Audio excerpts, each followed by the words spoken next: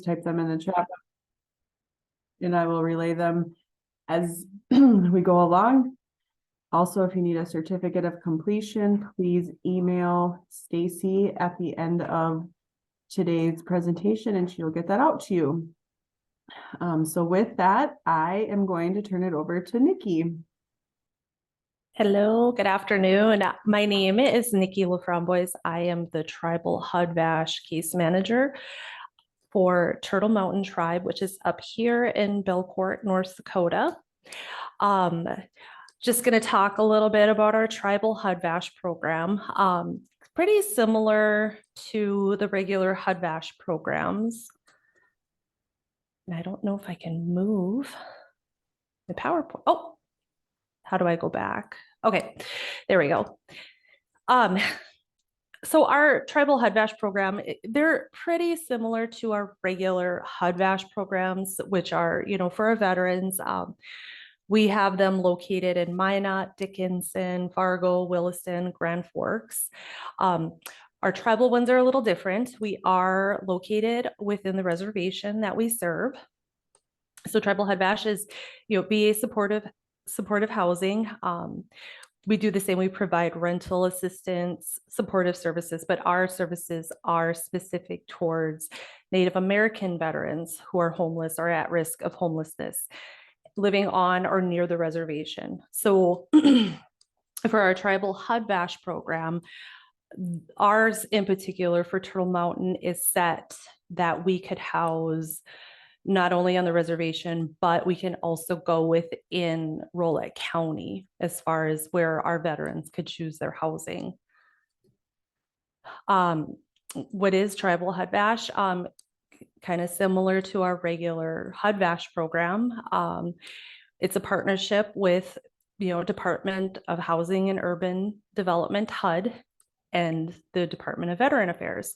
So it's VASH, VA supportive housing. So with regular HUD VASH and Tribal HUD VASH, it's a collaboration between HUD, the VA, and your housing authority. A little bit different with our tribal, like my position in particular is I actually work out of the Tribal Housing Authority. Our other HUD VASH workers, they tend to do more of their work in the clinics, the VA clinics, the CBOC clinics, versus, our tribal programs. We are actually located within our tribal housing. So sometimes they say we have a little more advantage because we have a closer and stronger relationship with our housing authority just by being placed in the same office as them. So we definitely are able to communicate a lot more. And I guess I forgot before I started, if anybody wants to just, stop me through this and has a question, feel free. We could do questions at the end too, but I'm fine with being interrupted. And if you have any questions throughout this PowerPoint, I'm open to that.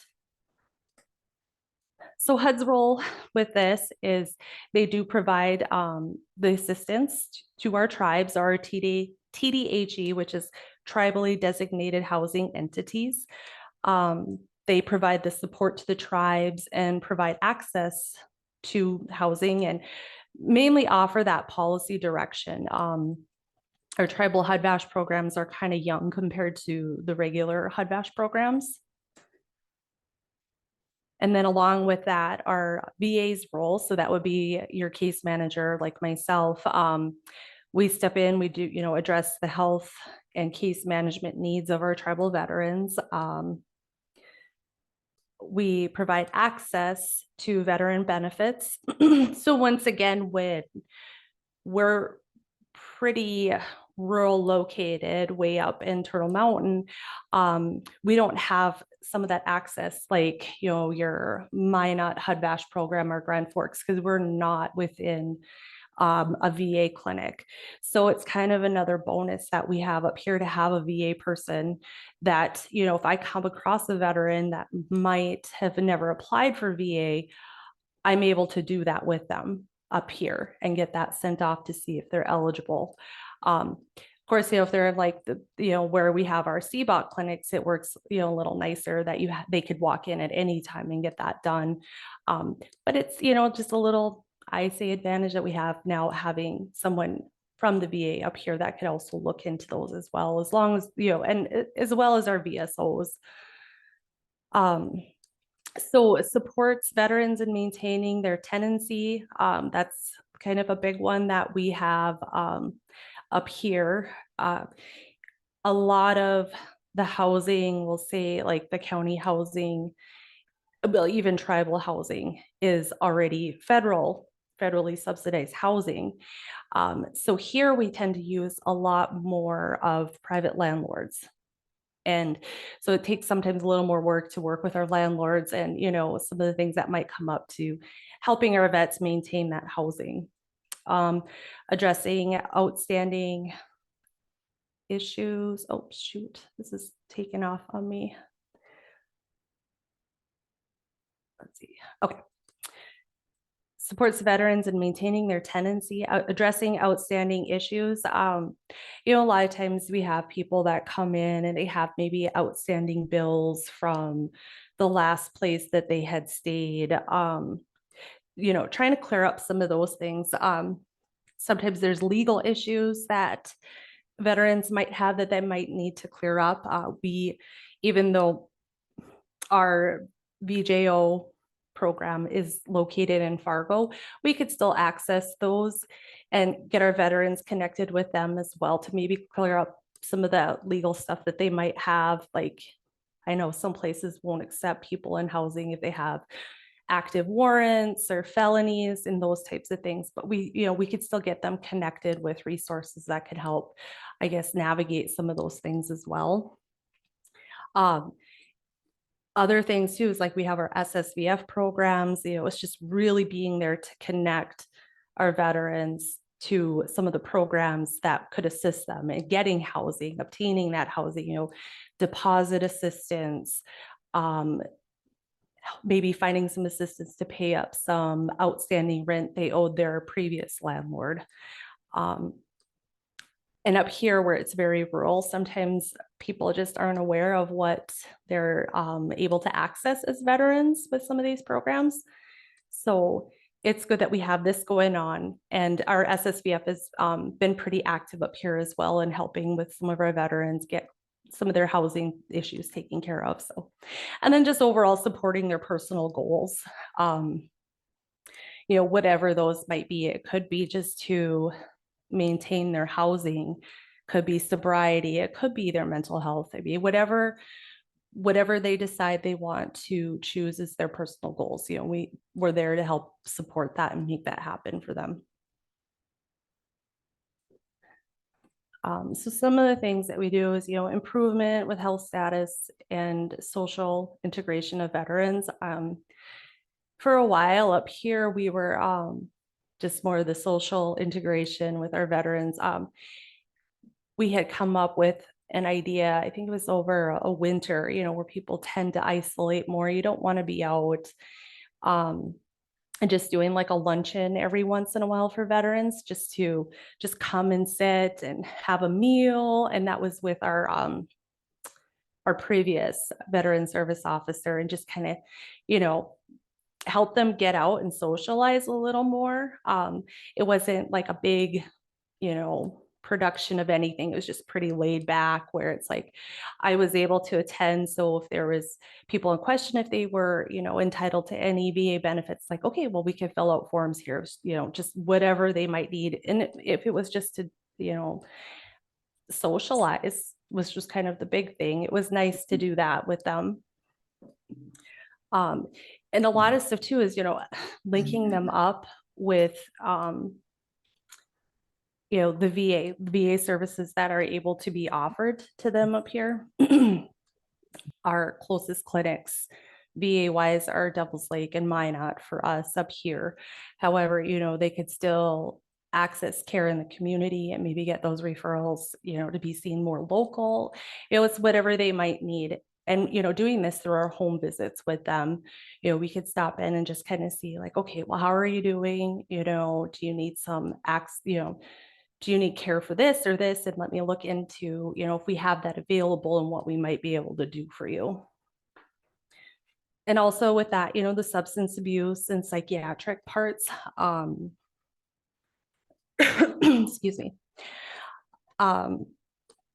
we're able to help them get linked up with, some of the residential programs that we have for veterans. And this is just, more VA specific, like the Black Hills in South Dakota or St. Cloud in Minnesota. And of course, those, are quite some distance from where we're at. So it's not just limited to your VA services. Like, okay, do we have, local human service center that could help, take care of some of these things more immediately, or, where's our closest treatment center? We have our crisis line, would it be more appropriate to have, the local crisis line take care of this, whatever it might be, we have to just kind of figure it out while we're out here in the field, especially in the more rural areas, like which direction is going to be more beneficial to the veteran at that time. Helping our veterans gain access to community resources so they're able to stay in permanent community-based housing. Once again, I can't say enough for supportive services for veteran families up here has been a great help with some of our veterans just being able to get their foot in the door to access the housing. We have landlords now that, they're requiring first month's rent, and they want the deposit, and, depending on their household size, that could be a couple thousand right off the bat that our veterans just aren't, prepared to. They're not financially prepared to make that step yet. So we do have those programs that help tremendously just get our veterans into housing immediately. And then our tribal HUD VASH takes over on the long-term side with housing, the housing subsidy. And it's not just limited to that either. There's also, food pantries, getting our veterans into food pantries, or, finding them some kind of food assistance as needed. Because, sometimes it's between like, well, I have to pay my rent, or, I just need, a loaf of bread and a carton of milk. And just funds sometimes don't stretch far enough per month. So it's those types of things that we do. And, much more to help them stay in their housing. Building new skills and form enjoyable relationships. Some of these programs too, like we always go with Maslow's hierarchy of needs. You need your shelter, food, nutrition. You need those things first in order to get past other things. So, once you get those types of things stabilized, and it's like, maybe I can make some friendships, maybe I'm feeling open to that now that I'm not worried about where I'm going to sleep. Now I'm not worried about where my next meal is, overall, it's to help our veterans just be able to live well and kind of build those steps to improving their lives. Nikki, we have a question. Oh, go ahead. Do you have a quote unquote required number of home visits you must conduct with enrolled veterans, such as monthly, quarterly, yearly? Yep, and that's all depending on what level of case management they're on. So in the beginning, and this is pretty standard for all of our HUD VASH programs, not just tribal, is that, in the beginning, they would be more on an intensive status that you're probably meeting at least weekly, at least once weekly. And then once you get them into housing, it really depends on where they're at. You might still need to meet more on an intensive basis, which would be like once a week, twice per month, wherever they're at as far as their housing stability, maybe at substance usage or mental health, any of those things, you have to kind of base it off of what's going on with the veteran at that time. So like a minimum for, let's just say like your regular veteran in the program would be at least once monthly. So we do at least once monthly home visits. We do have the capability to do video visits.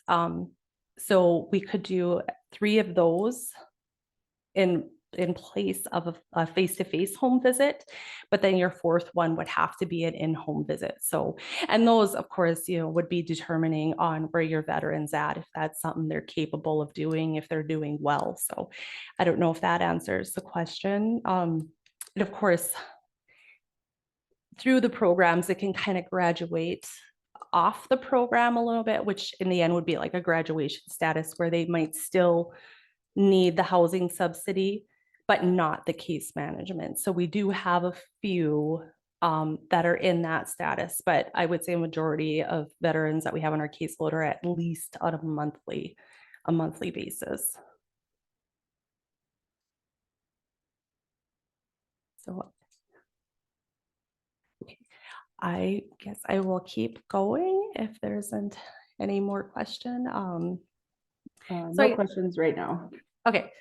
So our mission, provide housing, supportive services to Native American veterans experiencing homelessness or being at risk.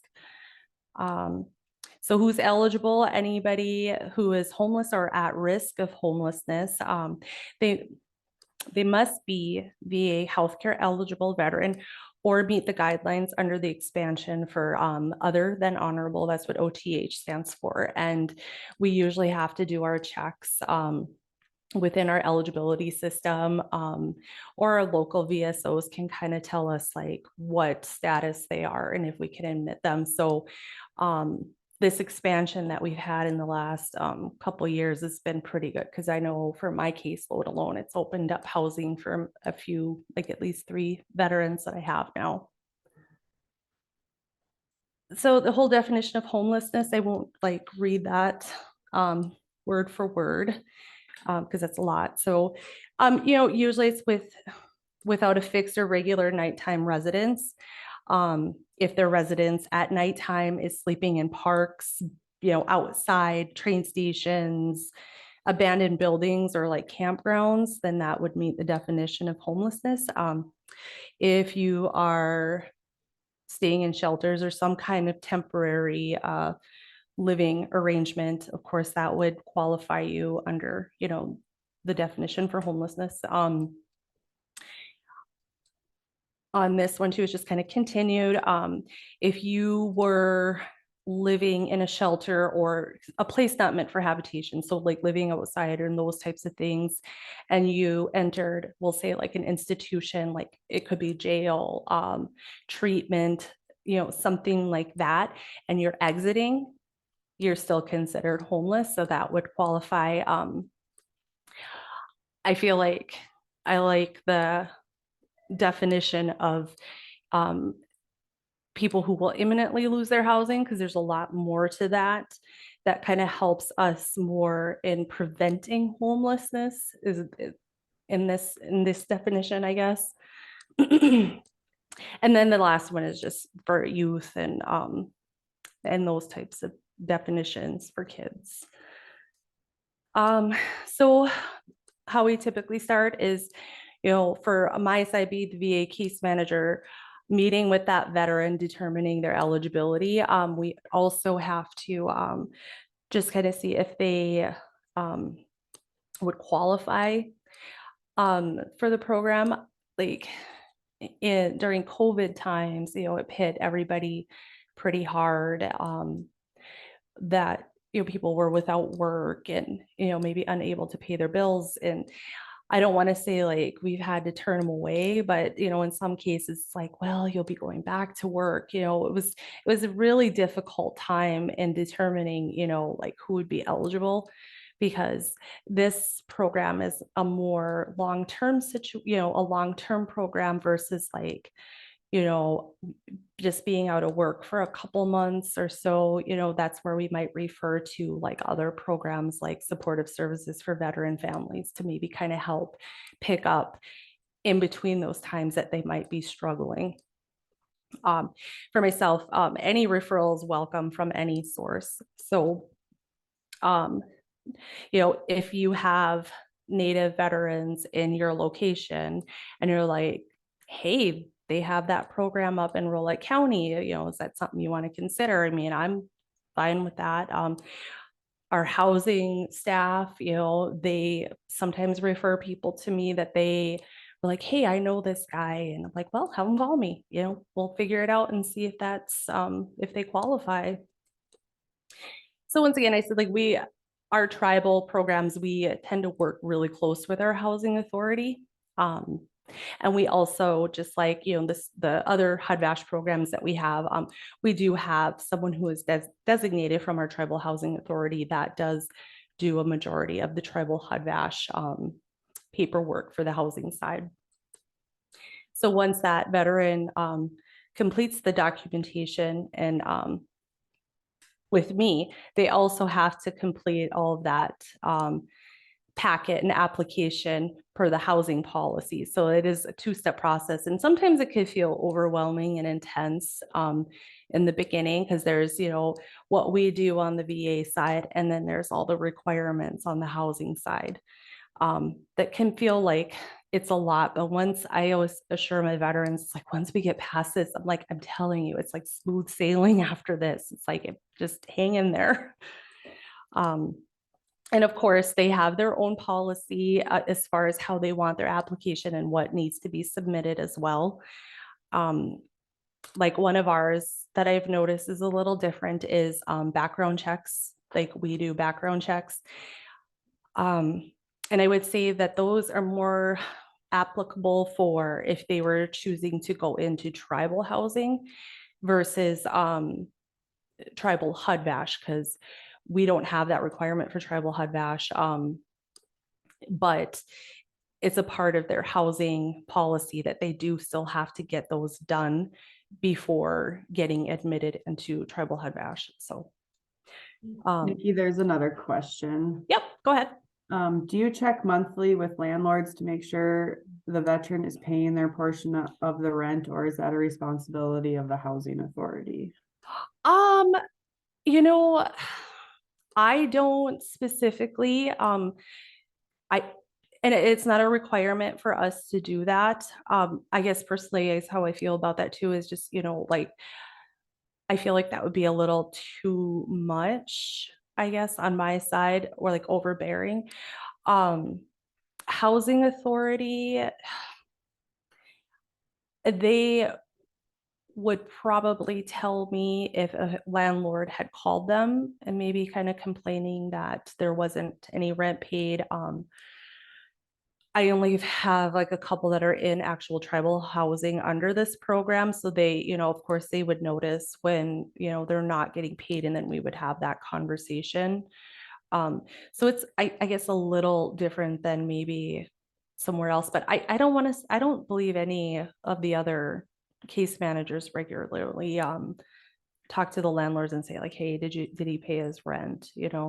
That's kind of a little more of the autonomy of the veteran to, ensure that they do that. I mean, we do have conversations with them, like, how are you doing on your rent? Where you, like, for me, if I know they've maybe been struggling or not paying their rent on a regular basis, I kind of tweak my visit to where I'll be there at the beginning of the month, and just kind of hopefully catch them at that time to say like, oh, did you get your rent in? And if they didn't, to try and, mitigate whatever, problem might be preventing them from paying their rent at that time.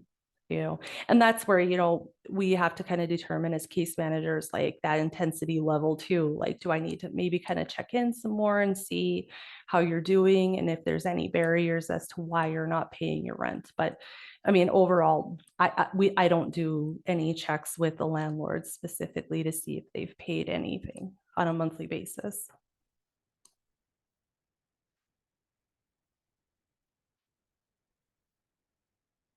Okay. We can move on. Okay. Okay, so we were talking about getting their required documentation in for housing to be able to, our tribal housing to be able to accept them into our tribal HUD-VASH programs. Same like with our other programs, they still do inspections. The housing does specifically, so we do have a maintenance employee that will go in as well. They take pictures, and those must be completed prior to move-in and pass as well. So I've had one veteran move into a place and then call and say like, hey, can I get on tribal HUD VASH? I'm renting now, blah, blah, blah. And our housing went over and it was like, oh, this place couldn't pass. You know, the electricity wasn't updated and there was some other things in this home. It was an older place, but I mean, on one hand, the veteran was like totally in love with this place he was renting because it was out in the country and he could have his dog run free. So he was still bound and determined to keep the place if, you know, even without the tribal HUD VASH subsidy. So some of the VA approach to case management services is that, oops, geez, I keep skipping over my stuff here.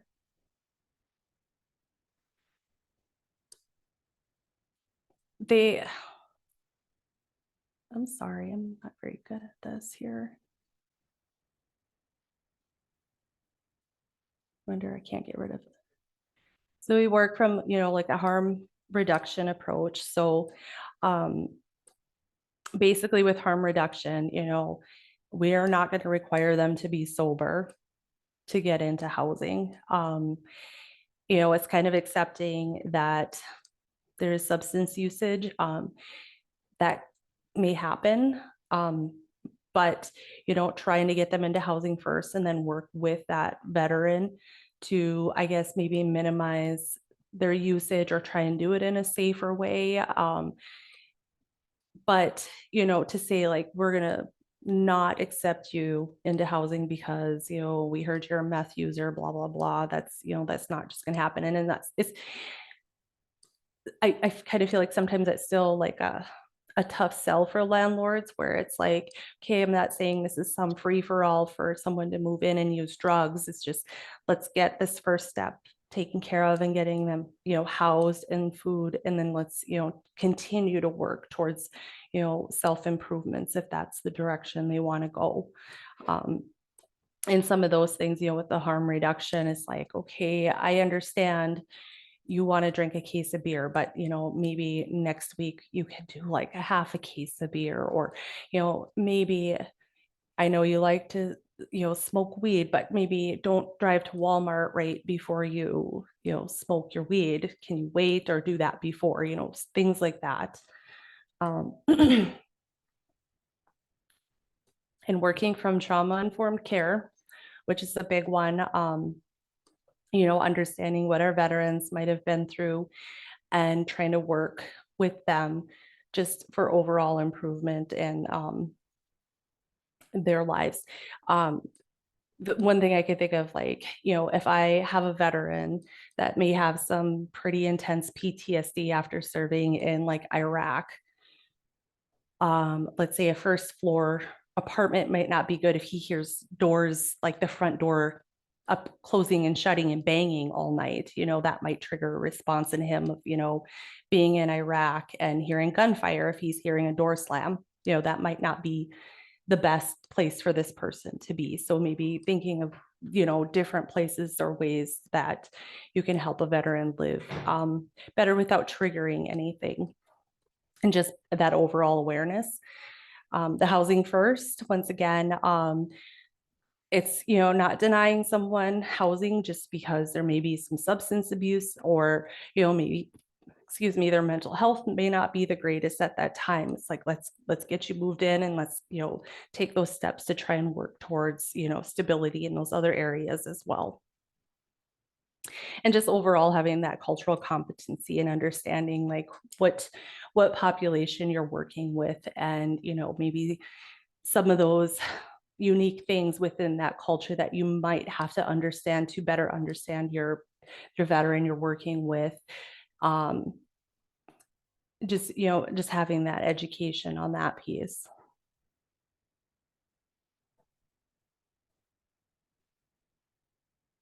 Okay, I feel like my computer is frozen now. Oh, okay. There's a quick question to Yep. another. Let me see if I can get it all. Is a veteran limited as to how long they can have a HUD VASH voucher if the income has not gone up significantly? No, there isn't. Of course, our tribal program is a little different. But I've done some work at Minot with their HUD VASH at, different points, but, income is a determining factor, of course. If they still are within the guidelines, their rent may increase, based off of what their income is. But unless they are like overqualified, or, if their income raises too much, then yes, they would be, removed from the program. But as if it's kind of like one of those things, if your income goes up, then your portion of rent goes up as well. So kind of like, with Section 8, how that works too. Pretty much the same way. But our tribal program here is a little different in that aspect. When they, when and if they qualify for tribal HUD VASH, our program is able to, they're able to pay most of the rent, but for 25. So our veterans portion is usually just $25, and then our tribal HUD VASH program picks up the rest. Of course, that's per like your FMR rates for our county as well.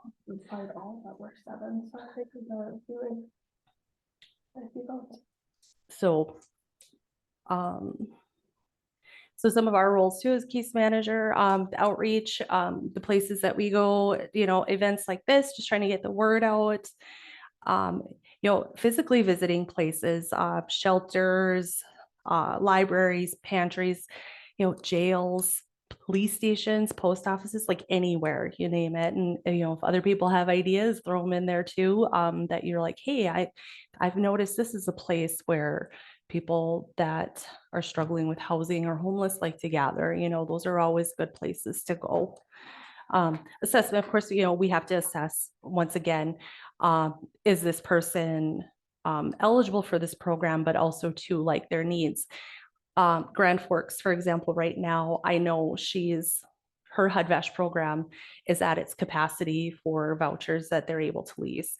So at that point, you would have to do your assessment and base it kind of like on a first, like a needs basis, like, where is this person scoring as far as their housing needs compared to somebody else? And then taking who probably has the higher needs at that time. I myself in my tribal program haven't run into that, but I know in some of our bigger cities where our vouchers tend to be full, they do have to do that more intensive assessment and needs based to see who is eligible for the next voucher that comes up. Advocacy, working with our veterans to find their voice sometimes within the housing systems, any other systems that they might encounter that they might need assistance with. I mean, sometimes it's talking to landlords that might be a little on the edge about, renting, or, it's like, well, hey, here's our program. This is what we could do. And, helping them get those documents needed. One thing, and I actually learned this from our shelter, which is just like amazing. It's some of this like advocacy piece to get people to be more independent was, and this, I adopted this from her, was when I get the veteran and it's like, okay, we know everybody and their mother is going to want your ID. They're going to want your income. They're going to want all these forms. So now what we do is, get them photocopies, like 5 photocopies of all that, and put it in a folder and say, here, now when you're applying for these other programs, you have all your documents ready, those types of things. I just thought, oh, that's amazing, for them to have all that in one place, and they could just easily and readily hand those over to wherever they're going to, get assistance.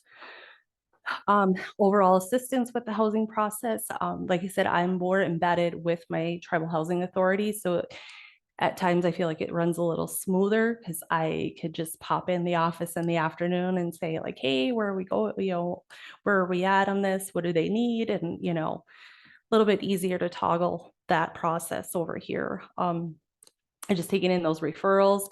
coordination of care, getting them linked up in the community or where it may be to get services that are needed for, healthcare, mental health, substance use. I mean, anything like that. And just overall helping that veteran build those skills to be able to do those things on their own as well.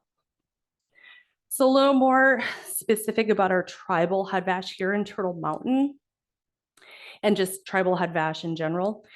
Turtle Mountain and White Earth were the only two tribal HUD VASH programs that fall under the Fargo service area.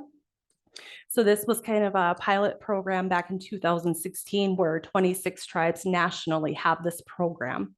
So I think we're pretty lucky to be able to have this program up here because, when you're talking of tribal HUD VASH programs down in like Arizona or Oklahoma, I mean, they're huge compared to what we have. Like they service quite a few Native veterans in those areas. And,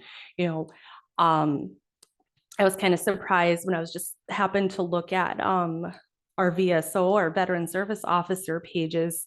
They now listed like how many veterans per their county that they're serving. And I mean, Rolette County alone was like about 650 veterans just enrolled with our county. So I think that's a pretty big number for such a small area. So Standing Rock, they also have the tribal HUD VASH program, which, part of Standing Rock is in South Dakota. Some of it is in North Dakota. They, however, fall under the South Dakota VA. So we're not like wrapped in with them. So we're not as close, like how I work more closely with Fargo VA. And then we have our White Earth program in Minnesota. So I'm like, I guess, more wrapped in with that than our, our Standing Rock program since they're attached to a whole different VA. So Turtle Mountain, we have 20, and I put in quotation vouchers because your regular HUD VASH program in the other areas that are non-tribal, they consider them vouchers. However, with the way the program funds were distributed to the tribe specifically, they're not technically vouchers. So it's more of like just the housing subsidy. So they're like technically not a voucher, but it is still a housing subsidy we offer to our tribal veterans. So once again, over here, we're able to house within Rolette County, not just on the reservation. And that too was set by our Turtle Mountain Housing Authority board that they just were like, no, they only wanted to stay within Rolette County for housing purposes. So we currently have 15 active and housed and leased. And then I also have 5 veterans on outreach that aren't on the tribal HUD VASH program, but I do have 5 other veterans that just help assist with their housing needs. Sometimes they just need that little extra support. So I'm glad that we're able to offer that to some of our veterans too, that just kind of need that little extra, in their lives. And actually right now it's kind of exciting for Turtle Mountain Housing is that they're in the process of establishing a 20-bed unit with 1 to 2 bed apartments that will serve veterans in this area and their families. And they'll be calling that the Veteran Village. And I believe it should be opening October next year if we're lucky, if everything goes smoothly. Which once again, with Rolette County in general and tribal housing, a great majority of our, public housing or whatever is already federally subsidized. So to use, even if there is, the Section 8 or tribal HUD VASH, we end up having to use private landlords and having this apartment come up for Turtle Mountain will be a huge asset because I mean we don't have a lot of landlords up in this county either. So housing it's a pretty big barrier up here sometimes to find just housing that's appropriate or for some of our veterans or just our population up here in general. It's just housing can be a little scarce sometimes. So usually when I do this, I do have my tribal housing authority do this with me, but I can go over their part real quick. Is, you know, they work with myself. They also run out there and recruit veterans. They, you know, process their application. They determine eligibility with the income, tribal enrollment. So with our program, specifically for Turtle Mountain Tribal Housing Authority, they have determined that it doesn't matter which tribe you're enrolled with, that, you know, as long as we're not full, and that needs basis will come in, that, you know, they're welcome to taking anybody that's tribally, federally recognized in an enrolled tribe. No, and this one here, the no level 3 sex offenders, that's just the whole HUD VASH standards as well. But I guess I should have mentioned, with each tribe having their own program, there are differences with that because of tribal sovereignty. So at some extent, they are able to develop their own policies and procedures. So there are some tribes that, you know, have determined that they're going to take only their enrolled members and no other tribes. So there is a little bit of flexibility with that. But like I said, ours is, you know, as long as you're enrolled somewhere, you're eligible for our tribal HUD VASH program. So, and then they calculate the rent. All of us work hard on those landlord relationships. They do the rental payment to the landlord. They do the inspections, make sure everything's move-in ready. And of course, they do their annual inspections to make sure the place still qualifies, is still, you know, passes. And usually the tribes anywhere, they have to express an interest in wanting this program and the steps to apply for it. Once again, they have to determine their eligibility, you know, 80% below the area median income, the no level 3 sex offenders, and that tribal enrollment has to be met. And that one is set for total, every tribal HUD VASH program, you have to be an enrolled member. And once those criteria are met, you know, myself and our tribal HUD VASH person who works at housing, you know, we work with that veteran to get that housing. And they're the ones who set up the payment towards those landlords to get them moved in. And I would say, just because we have such a closer relationship being in the same office, I do kind of feel like things move a little more quickly. And I can't say enough for my tribal HUD VASH staff here at the housing, because I mean, there's a lot of stuff I couldn't do without their support. I do have to give that to them. So that's pretty much tribal HUD VASH in a nutshell. If anybody has any questions, this is, you know, how to contact our tribal HUD VASH directly. Of course, my supervisor in Fargo, I forgot to include Clancy on here because she is our rural team supervisor. I guess if you have any questions, I'm open for that.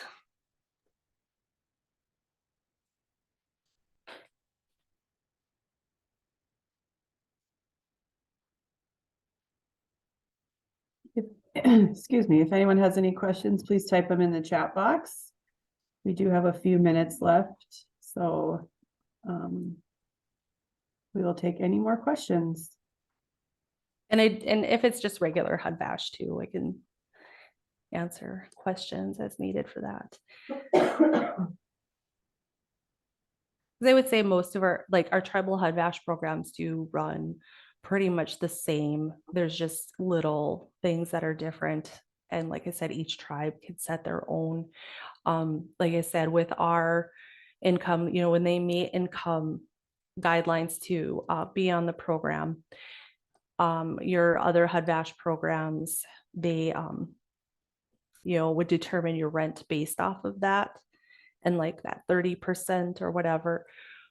We don't, like I think I mentioned, our rent is pretty much covered by our tribal HUD VASH program, but for $25. So that's one like added benefit to our Native veterans on the tribal HUD VASH program. And The other thing, which I swear it should be for all veterans, is that when they have service connection disability, they can be up there with their, their disability payments, whereas our tribal HUD VASH program, it's not included. And it's probably one of the only programs that I know of that excludes that as an income, which I think should be for many veterans that are in housing. So, but that's just my opinion. Okay, there is a question. Can you clarify, are there 3 programs, the VA program, the tribal program, and the VA tribal combined program? I'm not aware of VA tribal combined. What would that I think be? they're wondering if there's if it's all one program or 3 separate programs. No, no. I, I guess I might not totally understand. So tribal HUD VASH, we're just like the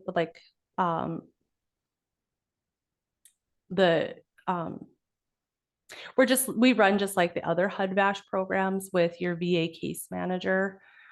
So it is, your housing authority and your VA case manager, but we're just, a tribal section of it.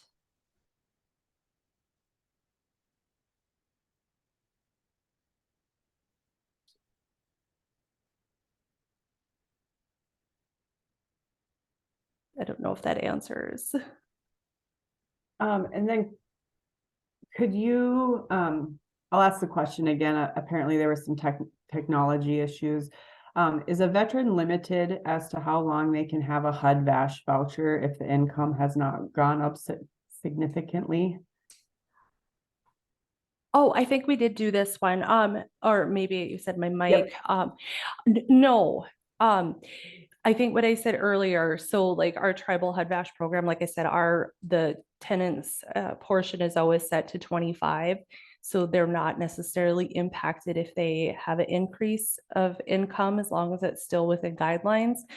Now, like someplace like the other non-tribal HUD VASH programs, their rent would go up based off of how much their rent went off. But no, there's no timeline. Like there's no time limit. It's like, okay, now you're making $30 an hour, even though you still qualify for the program, that you only get a year. Like there's nothing like that. As long as you're still within income guidelines, you could stay on the program. Which I think I kind of brushed over, like our graduation status is like where a veteran no longer needs like that monthly case management, but they still need to keep their HUD VASH voucher in order to keep their housing. Then we could put them in that status. And there are a few that still rely on that HUD VASH voucher. They just don't need the case management. So yes, once they're in, they could keep it as long as they're within income.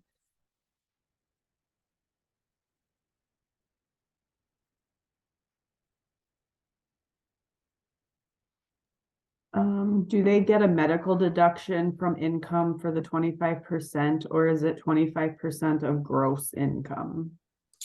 Ooh, that one's a little tougher for me to explain, but I would have to probably find out. Because once again, like I said, our tribal program does operate a little different based on those things compared to our non-tribal programs.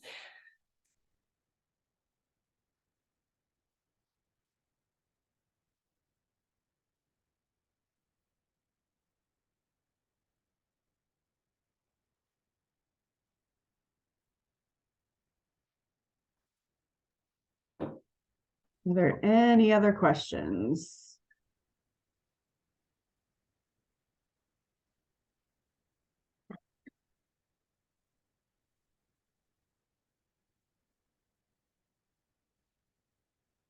All right, well, with that, I think we'll wrap it up. Thank you, Nikki, for presenting today. Yes, thank you. Again, those of you that need a certificate, please email Stacy and she'll get that sent out to you. And also please respond to the short survey that will be sent out probably tomorrow morning. And provide any feedback and possible topics that you would like to hear for our next go around of trainings in the spring. So with that, thank you and hope you guys all have a great day.